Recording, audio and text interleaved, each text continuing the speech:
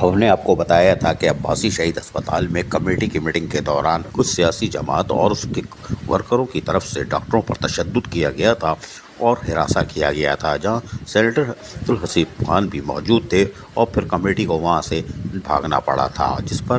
یقیناً انہوں نے کہا تھا کہ ایک رپورٹ ایڈمنس کو دی تھی کہ ہمیں ہراساں کیا جا رہا ہے، اور اس کے بعد پھر وہ کمیٹی کی میٹنگ بھی ختم ہو گئی تھی۔ تاہم اب باقاعدہ ڈپٹی سپرنٹینڈنٹ پولیس ناظم آباد کراچی اور اسٹیشن ہاؤس آفیسر ناظم آباد کراچی کو واقعے کی رپورٹ یعنی عباسی شہید ہسپتال کے حوالے سے دیتے ہوئے باقاعدہ ایف آئی آر رجسٹر کرنے کے لیے درخواست دے دی گئی ہے، جو کہ ناظم آباد تھانے نے ریسیو کر لی ہے، جس کو دیکھا جا سکتا ہے۔ اور یہ درخواست باقاعدہ ڈاکٹر نسیم Ahmad medical superintendent Abbasi Shaheed hospital نے دی ہے اور ایف آئی آر لانچ کرنے کے لیے، اور یقینی طور پر ایف آئی آر لانچ ہو جائے گی۔ لیکن اس کے ساتھ ساتھ انہوں نے ڈپٹی سپرنٹینڈنٹ آف پولیس ناظم آباد کراچی اور اسٹیشن ہاؤس آفیسر ناظم آباد کو پھر ایک اور درخواست دی ہے، جس میں incident report Abbasi Shaheed hospital complaint against employees of Abbasi Shaheed hospital. انہوں نے کہا کہ 16 فروری 2023 کو ہیلتھ کمیٹی کی ایک میٹنگ تھی، جس کے دوران وہاں پر یقینی طور پر عباسی شہید ہسپتال کے ڈاکٹرز موجود تھے۔ وہاں کچھ امپلائیز نے، جس میں امتیاز، فراز، اسد، کاشف، مجید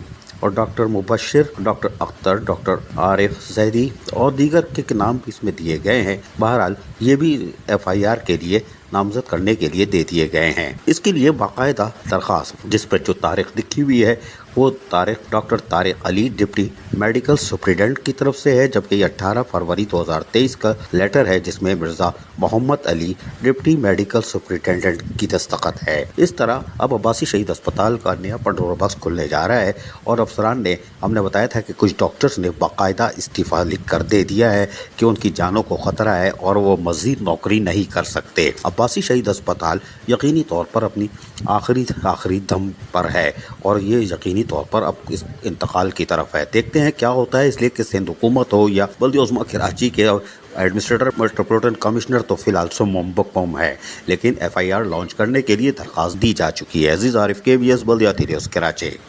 ایسی ہی خوبصورت ویڈیوز فیوچر میں حاصل کرنے کے لیے ریڈ بٹن پر کلک کر کے اور بیل آئیکن کو پریس کر کے ہم سب کے سبسکرائبر بننا مت بھولیے۔